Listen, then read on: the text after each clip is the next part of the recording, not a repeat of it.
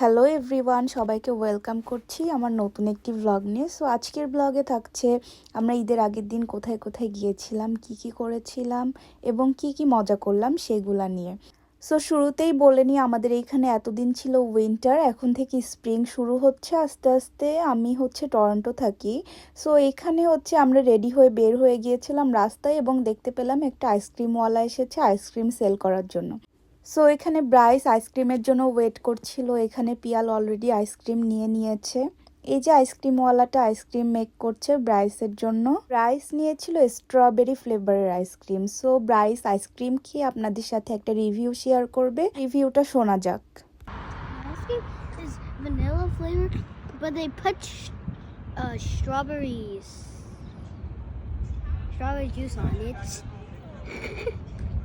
ও খুবই মজা করে আইসক্রিম খেলো, আর এই যে আমি এখানে পিয়ালের সাথে আইসক্রিম চিয়ার্স করছিলাম। সো আপনাদেরকে আশেপাশের একটু ভিউটা দেখিয়ে নিচ্ছি। খুবই নাইস ওয়েদার ছিল, সানি ডে ছিল এবং সব কিছু অনেক ক্লিন ছিল। হেইজেল এখানে খুব মজা করছিল আইসক্রিম নিয়ে, সে খুব ফান করছিল আঙ্কেল পিয়ালের সাথে।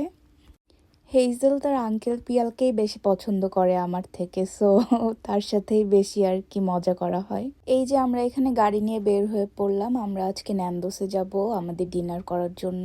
এখানে ভাবি, ব্রাইস, হেইজেল, ভাইয়া, আমি, পিয়াল, আমরা সবাই মিলে খুব ফান করছিলাম আর কি গাড়ির মধ্যে। এই যে আমি একটু ঢং করে নিলাম, ভাবলাম নিজের একটু ভিডিও করে নেই এই সুযোগে।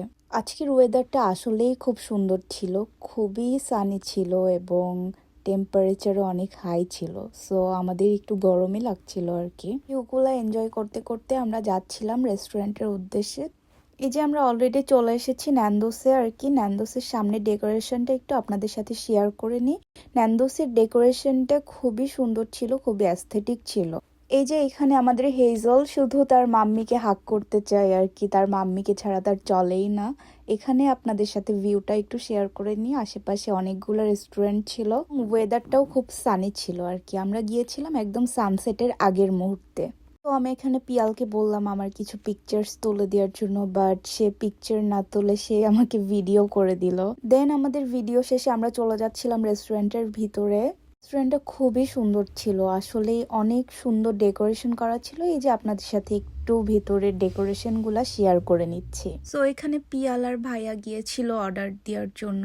আমি, ভাবি, হেইজেল, ব্রাইস এখানে বসে ওয়েট করছিলাম এবং ভিউটা এনজয় করছিলাম। আপনাদের সাথে একটা কথা শেয়ার করি, হেইজেল কিন্তু ব্লিপির অনেক বড় ফ্যান। সে যেখানেই যায় সেখানেই ব্লিপি দেখে। এই যে আমি কিছু ক্লিপ শেয়ার করছি আপনাদের সাথে।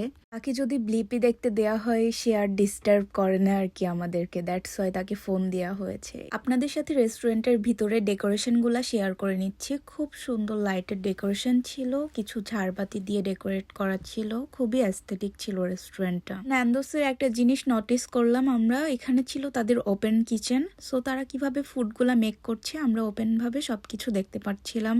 যে আমি এখানে রেস্টুরেন্টের ভিতরে একটু ঘুরে ঘুরে দেখছিলাম যে কোথায় কেমন ডেকোরেশন করা হয়েছে আর কি। এখানে স্টাফগুলা খুবই ফ্রেন্ডলি ছিল এবং আমাকে তারা কমপ্লিমেন্ট দিল আমার ড্রেসটা খুব সুন্দর। আমাদের ফুডগুলা অলরেডি চলে এসেছে এখানে।